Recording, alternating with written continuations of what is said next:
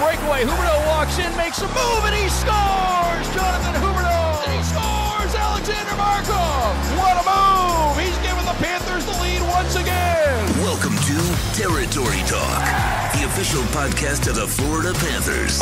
Here are your hosts, Jameson Olive and Doug Pliggins.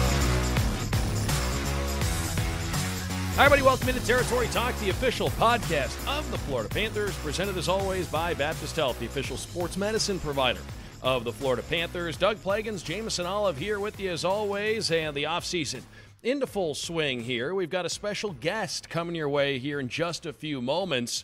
We'll talk to Matt Kierstead, Panthers defenseman, made his NHL debut this season, played 7 games down the stretch. We'll get a chance to catch up with him, find out about how that experience went when he looks back at it and how he's approaching this offseason. So we're going to hear from Matt Kierstead, Panthers defenseman, coming up in just a few moments. Our featured guest on this week's edition of Territory Talk. Coming up later on in the show, we will have some thoughts on some end-of-season NHL awards. Congratulations in order to Panthers captain Alexander Barkov, taking home the Selke as the best two-way forward in the National Hockey League. So big congratulations, certainly. I like that you said that, the best two-way forward in hockey and not the best defensive forward. Because even though the award is the best defensive forward, it has become the best two-way forward award. Yes, it is by definition still the best defensive forward, but it's evolved into the best two-way The criteria forward. now. And we've seen the criteria evolve a little bit for multiple awards. Yes. I think the and we'll Norris get to is that. viewed differently as well, but there are certain things that have changed with those, but we'll talk about that. And we've been waiting for Alexander Barkov to win a Selke here. He's been deserving for a number of seasons now, but to see him take it home officially this year, certainly awesome to see that. Big congratulations to him. We'll talk about that and more coming up in just a little bit. But Jameson, as I said right off the top, getting into full off-season mode, and we touch on a little bit in the conversation with Matt Kierstead, but the off-season is a bit shorter for everybody across the National Hockey League this year. And in saying that, everybody's starting to ramp things up. Everybody's starting to get into, looking ahead to next year, turning the page. How are they going to approach the 21-22 season? So obviously things picking up in full swing. But how are you doing, most importantly? I'm good. I haven't really kicked off my off-season routine yet. No? I'm not getting back into that yet for a little bit. Going to enjoy the summer. Do you do like writing exercises? Wrist exercises, crossword puzzles, finger stretches, Sudokus, Okay. Wow. you got to get in the right, frame of mind there. For radio, I just kind of talk in the shower to myself for a bit, Good. Those exercises though I'm saving. I'm waiting for those for a little bit. Twitch, you got to play some games, get back into the flow there. But no, the off-season's great, and like you said, a lot of guys are already getting back to work. You already see that's kind of the glory of Instagram and things like that. You get to see when guys are already back at the gym. Pulls back the curtain a little. Yeah, Spencer Knight was doing some stuff the other day. I saw on Twitter Aaron Ekblad was at the ice den skating, so that's great to see him coming back from injury, already back on the ice skating. So I'm sure as the offseason goes along, we're going to see a lot more of that as all the guys just posting themselves at the gym, on the ice, on Instagram. So like you said, that's kind of one of the nice things here about social media is it does pull back the curtain on that. So, things are ramping up. We're almost to July already, and you know what? You get to July, you got the draft, you got the expansion draft, you got free agency. August comes. August is kind of where you take that deep breath, and then in September, everything kicks off again, and there we go for the next 6-7 months. I haven't been practicing my play-by-play lately. Maybe it's time for me to start working that back in. I've just been watching games and just watching. You should just go to the Sawgrass Mall and just commentate on people that walk by. Oh, there's a guy. He's walking into the store. Will he make a purchase? We'll see. Well, we've got lots coming up here on Territory. Can we get Billy to do some color for that? You know what? That would actually be a lot of fun. We could set up a table. We could record Good it. to see Billy. Doug, he's going into H&M. Some great deals today. I don't know. They don't fit me great. I don't like it. But, when it's 2 shirts for $10, Doug, you got to take a chance. And I would say, Billy, how do you know I do a he's terrible shopping Bill for Lindsay him? impression. He could be going in there shopping for a gift. And who's that gift going to be for? So many questions to ask. Maybe we'll find out in the intermission. That's what it would sound like if we did play-by-play of people shopping at a mall. But we are going to do an episode of Territory Talk before this thing gets too far off the rails. We've got a lot coming up. Should we dive into our conversation with Matt Kierstead? Let's get to the convo we'll first. We'll get to the conversation with Matt Kierstead here. Territory Talk is always presented by Baptist Health, the official sports medicine provider of the Florida Panthers. Before we get into it, though, Jameson, he's a guy that came in very, highly touted. A lot of teams were interested in him. It was great to see the Panthers land Matt Kierstead, and he came right in and looked comfortable, and you saw the hockey IQ and the instincts were great. And again, for a guy to come in, And he was, he did play a full college career. So, I mean, we're not talking about an 18 or a 19-year-old here. We're talking about a guy who's had a chance to really hone his skills in one of the best college hockey programs in the country. But he came in and he looked incredibly comfortable and didn't seem to have any panic factor with the puck.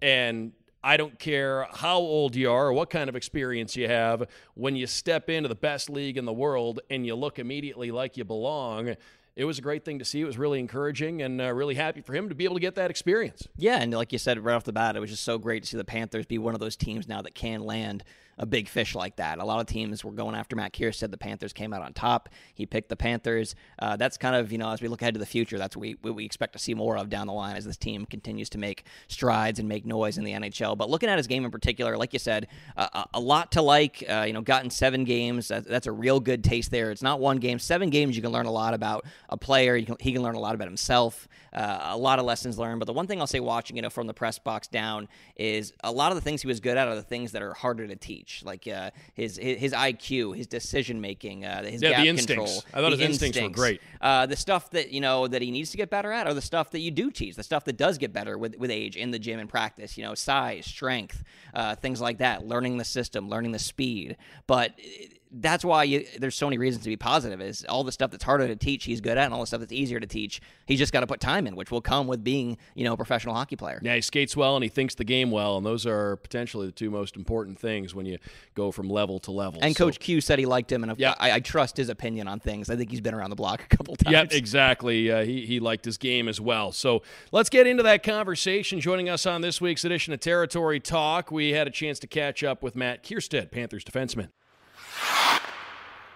All right, well, Matt, first of all, want to thank you very much for stopping by the show today, for taking some time out for us.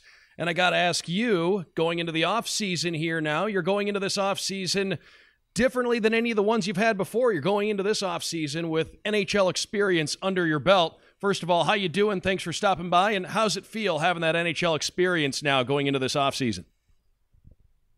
Yeah, it's going good. Thanks for having me on. Yeah, I mean, this, like you said, this off season's a little different. The past 4 years, I've kind of spent most of my summer up at school training and doing stuff with the team there. So this year, it's a little different not having the facility up there and living at home in Minnesota instead of being up in North Dakota.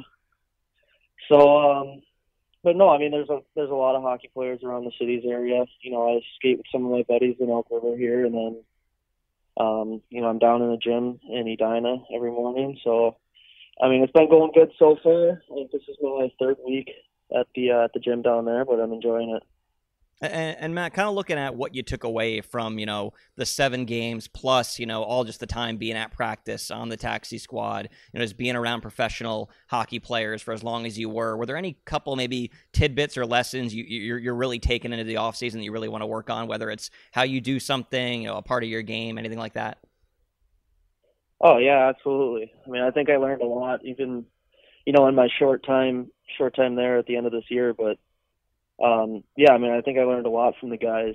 I mean, you just kind of, at practice and whatnot, you kind of sit back and watch guys and, you take in little things like, watching some of the guys like Barkov, just his work ethic and, like his leadership on the ice. He leads by example. And, I think I learned, some things I need to improve on and, more about the next level and playing in the NHL and kind of what it takes. And that's kind of what I've narrowed my off-season training on. It's just little bits that I want to improve in my game and that I think can help me next year and moving forward.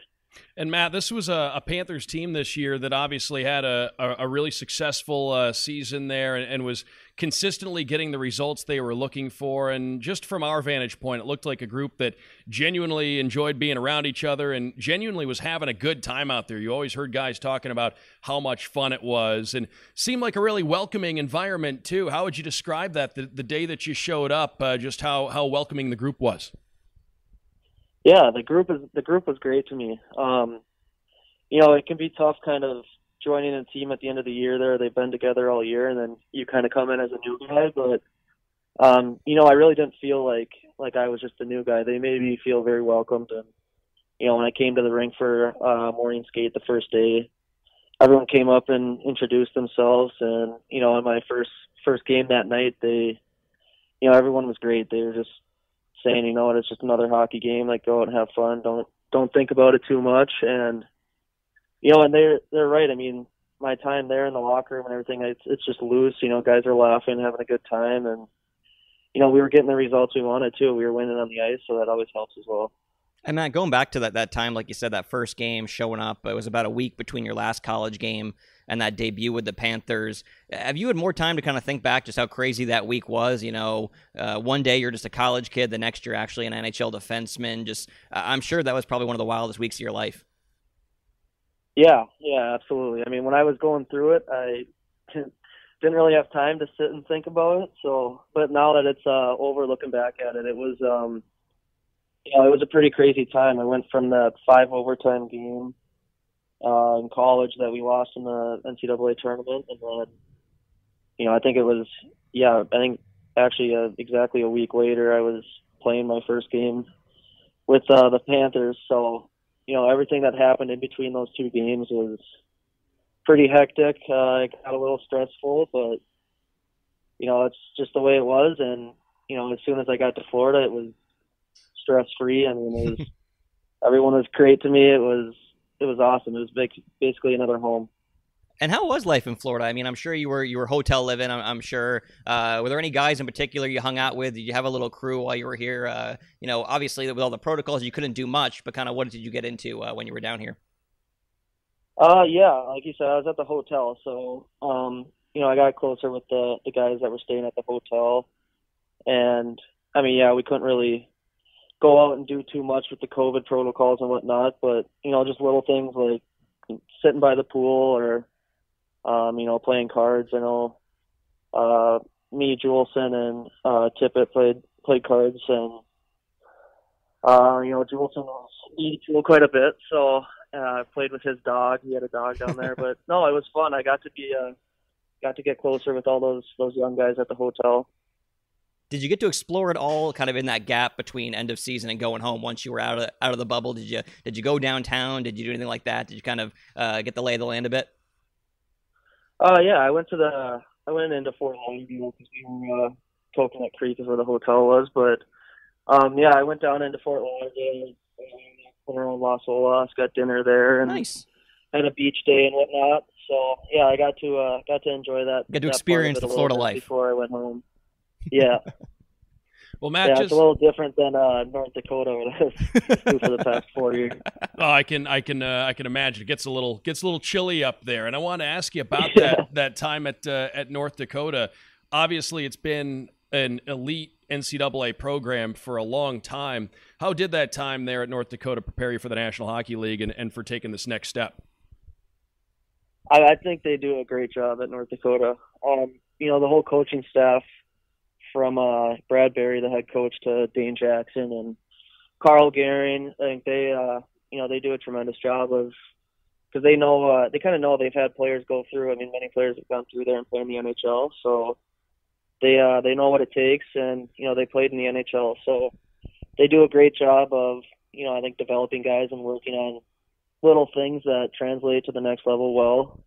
And I mean, they're there 24 hours a day as well, so you just go knock on their door and say you want to go out and work on little things, they'll throw their skates on right away and do it. So, no, I think I have to give all the credit in the world to that program for helping me get to where I am. And as you see teammates, guys that you played with during your time there, take the next step in their hockey journeys, how much do you check night to night to see, how's so-and-so doing as he's taking his next step into pro hockey? And how much do you keep tabs on some of the North Dakota alumni? Obviously, there's some very decorated players who played there. And is that motivation when you see whether it's guys that were your teammates or guys that have, been a part of the program prior to you, is that motivation when you see what those guys are able to do? Yeah, absolutely. I mean, they were in the same shoes as me when they were going through North Dakota. So, you see guys like Brock Besser. I mean, obviously it's a little different for him. He was a first-round pick, and I was undrafted, but still, he went through that program, and you look at him now in the NHL, and he's lighting it up, and guys like Brock Nelson in the playoffs right now, he's been lighting it up. So there's a good group of alumni that's gone through there, and they always come back and stay close with the program. Our coach would before some games, he would say, like, so and so texted me last night, like, oh, she texted me last night and wanted to say this to you guys, and like little things like that. So it's a pretty tight group up there. Even when guys leave, they still like to reach out and come back and talk to the staff and whatnot. But as far as checking in on guys, especially this year, guys like Shane Pinto and Bernard Docker, my D partner, whenever they were playing up in Ottawa, I'd always check the scores or see how they were doing, time on ice and whatnot. So we're a really tight group. So I think we'll probably stay close and stay in communication. And Matt, when we get guys on the podcast, this is your first time coming on, we also like to talk about the off-ice stuff, let fans know a little bit more about you as a person, what you're into, things like that. And kind of going off that, when I was looking for kind of, back at your history, digging through old articles, I found a Q&A you did when you must have been 15 or 16, and it said your favorite TV show was Lost. And I got to know, is that still favorite? Is that still up there? Because during this whole pandemic, I did a big Lost rewatch, and I think it holds up.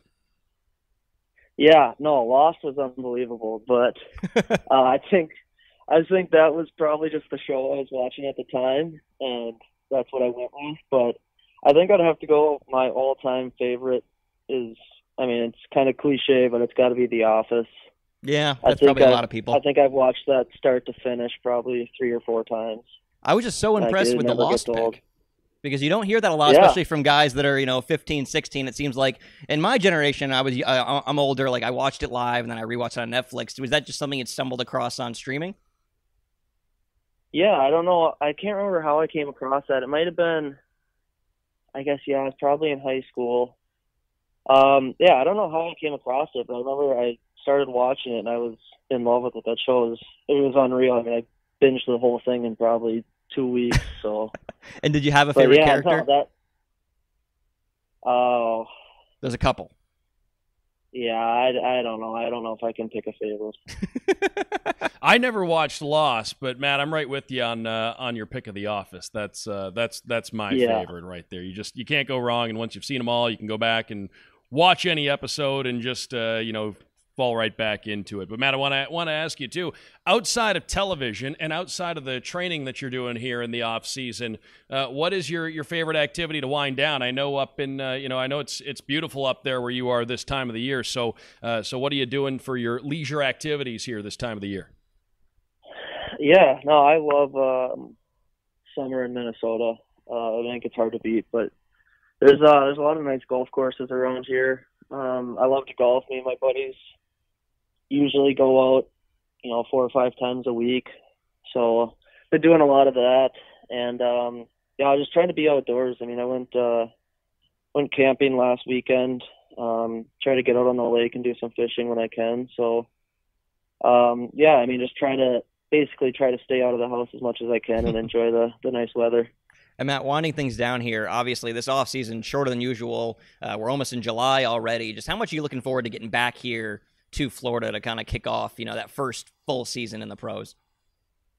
Yeah, no, I'm excited about it. I think, I was there for a month and a half or whatever it was at the end of this past season, but, I'm excited to go in. I kind of got that taste of what the next level is like, and I'm trying to have a good summer here and go into training camp and see what I can do next year. But I'm really excited to start a full season and have my first year pro.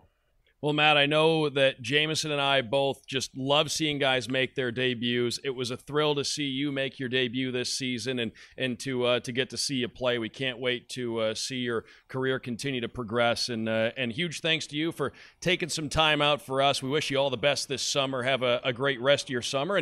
And once again, thanks for stopping by. Yeah, thanks, guys. I appreciate it. I'll see you down in Florida at the start of the season. Sounds good. Sounds great. Thanks, Matt. Thank you. Big thanks to Matt Kierstead for stopping by the show this week. Territory Talk, as always, presented by Baptist Health, the official sports medicine provider of the Florida Panthers. A lot of cool nuggets coming out of that conversation. Jamison, he's enjoying his offseason. He's already getting ready for next year. He mentioned that, obviously in Minnesota, no shortage of high-level players to skate with, to train with, I'm sure, up there in Minnesota. But Matt Kierstead, he's going into this offseason and getting ready for what's to come in the fall. And again, just a lot we could take out of that conversation, from his time at North Dakota to his time with the Panthers this year. Yeah, and you look at what he's heading back to. Obviously, the Panthers have a lot of defensemen here right now. I think that's going to make all those guys a lot better. Not just the vets that are already here, but you look at kind of the guys in that Kierstead range in terms of age and experience. You have John Ludwig, you have Max Gildon, you have Vladislav Kolyachonok. You have all these guys in their early 20s that want to make that jump, and I think that's going to make all those guys better, and Matt Kierstead's a key part of that. But yeah, great to hear from him. Great to hear what he's doing over there. According to Randy Moeller, who's in Colorado right now, he says it's getting pretty hot over there. So he didn't tell us too much about that, but I imagine Matt Kierstead will probably be spending some time on the lake or fishing here pretty soon, because apparently it's getting pretty hot up there in the Northwest. So great to hear from Matt Kierstead, a guy you and I both have high hopes for, and big thanks to him for his debut interview on Territory Talk. Yeah, I was really impressed with his game right away, and we can't hit it home enough, but to come in immediately and have the instincts and the skating ability be something that you notice right away, those are things that you can build on, and those are things that are always going to be a part of his game. And it was really fun to see him make his NHL debut. And I know, as I said in the conversation, speaking for Jamison, it doesn't matter what the guy's background is, where he's coming from. Anytime a guy makes a National Hockey League debut, doesn't matter what point in the season it is, what's at stake in that particular game. For me personally, it's one of the most exciting things about the job that we get to do, is to see guys realize that dream and make that National Hockey League debut. And it was a huge thrill back on April 3rd to see him play his first game. Yeah, and if you haven't yet, head over to FloridaPanthers.com, go to Panthers Vision, and watch episode, I believe, 5 of Panthers Uncaged from season 2, from this season, which has a lot of great behind-the-scenes footage of Kierstead's debut, his parents being there, interviews with them, the whole Mark Parrish story, things like that. So go take some time, head over, watch that. It's a great episode.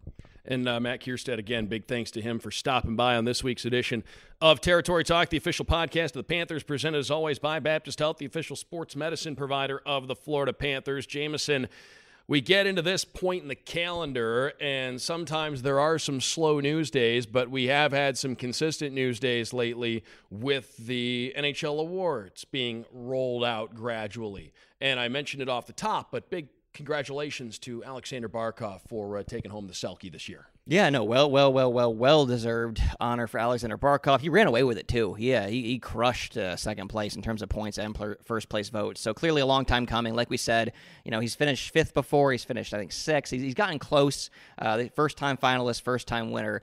He's in the club now. He's there with Bergeron. He's there with, Kopitar. He's there with Stone, these guys that seem to always get votes every single year. He's got the reputation now. He's going to get votes every single year. And the funniest thing to me, too, is that he's also still in the Lady Byng Club. I don't know if you saw the votes there, but he finished, I think, 4th for the Lady Byng. So he's the Selke. Rarely does a guy, I think when he won the Selke, he was only the 4th guy to win the Selke and the Byng in their career. It's a low number. It's like him, Datsuk, and a couple other guys, but it's 4 or 5, something like that. But now he's suddenly in the running for both those every season, which is crazy to think that he can be such an aggressive defender while also being such a gentleman out there, and we know him as a good gentleman. So, huge honor for Alexander Barkov, well-deserved. The possession numbers were crazy. Led the team in takeaways. The points, of course, were there. 26 goals were there. So he did have that two-way all-around game that you have to win the Selke. Well-deserved honor for Alexander Barkov. And again, the Lady Byng goes annually to the player who exhibits a high level of sportsmanship as well as a high level of play. And Alexander Barkov, to play, this has been something that is just, it's almost been mind-boggling since he's been in the National Hockey League, a guy that plays the minutes he does and is relied upon defensively the way he is, and for how much he's around the puck, and for, how active his stick is on the ice. The fact that he just does not take penalties is it just shows how disciplined and how in control he is. We talk about him being in control of games, controlling the tempo, doing everything offensively, but it shows you just how in control of his overall game he is, that he's able to take on that kind of responsibility, play against the other team's best players, play the minutes he does in the defensive zone, and not take penalties. Yeah, no, it really is incredible. And like we always say, Barkov is one of those guys that definitely sees the game in slow motion. And at times it looks like he's moving in slow motion because he's that good, that in control, that good a skater with that extra long stick, all the amazing things he can do. And they haven't announced the Hart winner yet. Of course, Barkov not a finalist, but I look forward to that announcement because I feel like if you had to guess where he finished in Hart voting, where do you think? I'm going to guess he finished 7th? Yeah, I was going to say he's 5, up 6, there. 7, he's gonna somewhere be up in there. He's I've taken a straw poll from some voters I know, and he's definitely at least got some votes, so I know he's definitely up there. I'm going to say 6, 7. Yep, somewhere in that range. So stay tuned for that. I would agree with you. So it just shows you how well-rounded of a player he is because he's coming up in the conversation for all the awards different now. awards that all really have different meaning. And I would imagine Connor McDavid's going to be taking home that Hart Trophy, but we'll wait and see how things pan out. And, of course, the Jack Adams Award for the NHL's Coach of the Year, as well as the GM of the Year awards. Those were both handed out as well. Joel Quenneville was a finalist for the Jack Adams. Bill Zito was a finalist for the GM of the Year award. Both, as we talked about over and over here on Territory Talk, both, we felt in our minds that we're leaders in the clubhouse for those. Both finished third. Both were finalists, both behind very, qualified candidates. No doubt about that. There were some great names involved in the list of finalists for both awards. But Joel Quenneville, Bill Zito finishing third in the Jack Adams voting, as well as the GM of the Year award, respectively. Yeah, and of course, a big honor just to be named finalist. But I really do think that, no one did more in a single year than Bill Zito in terms of transforming a team. And of course, Lou Lamoriello, for the Islanders, he won second straight year, which I kind of feel a little crazy considering I feel like what he won for this year is what he won for last year. And I really, like what I said, the voting for these things seems to always be fluid and changing. And a big reason for GM of the Year is also they vote after the second round of the playoffs. So it becomes, no matter how good you are in the regular season, you still got to at least win that first round, it seems like, to win that award nowadays.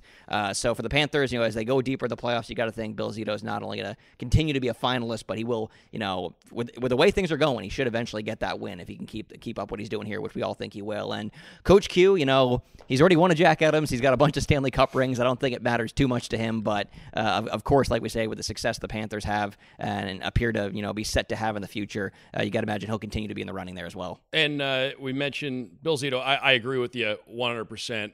GM of the Year in my book, although, qualified candidates, no doubt about that. Lou Lamoriello, Marc Bergevin, both have constructed very good hockey teams as well, and you see the proof of that. But Bill Zito transforming the makeup and identity of a roster and getting everybody on the same page, really pushed all the right buttons, and everything he did was a home run. Had an outstanding year, and he's going to be in the mix for that award a lot in the future, I would imagine. And as far as the Jack Adams is concerned, I think you look at and Rod Brind'Amour, look at the Carolina Hurricanes. They had a great year. They took on the identity of Rod. You could tell his fingerprints certainly on that team. They are well coached, no doubt about that. Watch the Carolina Hurricanes and winning the Hurricanes division play. just makes it a slam dunk. The consistency that they brought, when you have talent and consistency and it performs that way, no doubt, coaching is a major part of that. That is a very well-coached Carolina Hurricanes team. And Dean Evison in that mix as well. Minnesota maybe exceeding expectations more than anybody this season. So you had a couple of guys also on that list of finalists who did a great job and were certainly deserving of the honor. But getting back to what, in mentioning Bill Zito transforming the roster, really, Joel Quenneville had to do a lot of coaching without much of a preseason, without much of a, and that's why we said they were kind of both deserving. Yeah. And Joel Quenneville had to do a lot of coaching with this group, and to get them to perform consistently the way that they did, in my mind, and just for full disclosure, the Jack Adams is voted on by the NHL Broadcasters Association, which I'm a part of. I have a vote in it. You have to get the vote in before the playoffs begin, which I think all awards should be, really. And I like the system, and you rank a 1, 2, 3, and I ranked Joel Quenneville number 1. I put Rod Brind'Amour number 2, and I put Jared Bednar from the Colorado Avalanche at number 3. So that was my ballot. And my final criteria for Joel Quenneville being my number 1 pick was that with how different this roster looked coming into adapting the year, to change, he had to do a lot of coaching. He had to make a lot of personnel decisions on the fly. And I tell you what, he showed, and you always hear people talk about this, he's got a real knack for knowing who's going in a game, for knowing who to put with who. Pushing the right buttons. He definitely put that on display this season to get this team to within a stone's throw of a division title this year. It was an unbelievable coaching job from Joel Quenneville. Didn't get his name on the award this year, but I ranked him number 1, and that was why. Yeah, and one award we don't have a finalist in, but I'm sure we'll mention once it's announced, is, of course, the Norris Trophy for the top defenseman in the NHL. We don't have a finalist. Looked like Aaron Ekblad was on that track before the injury. I think he would have got there, at least, been very close. But one guy who, talking to people, talking to voters, is going to get some votes. Mackenzie Weegar is going to get some votes. And I am excited to see, once they reveal those ballots, where he falls there, because he could be top 10, which would be just an incredible year-over-year transformations for him. So we're not looking at the winner there, but I am looking forward to seeing the voting results there once those are released. We used to always talk about Alexander Barkov being the most underrated player in the National Hockey League, and there's still some people who talk that. Now it's kind of Huberdeau, and Weegar. The Barkov underrated tag went out the window a long time ago. He's a bona fide superstar, but Mackenzie Weegar, over the course of this season, I think went from being the under the radar guy to all of a sudden everybody knows who Mackenzie Weegar is now. Well, the reason for that, though, too, is because during the off-season rumor mill with all the rumors about Toronto wanting to acquire him, that just made the entire hockey world look him up on Hockey Reference and HockeyDB and say, who is this guy?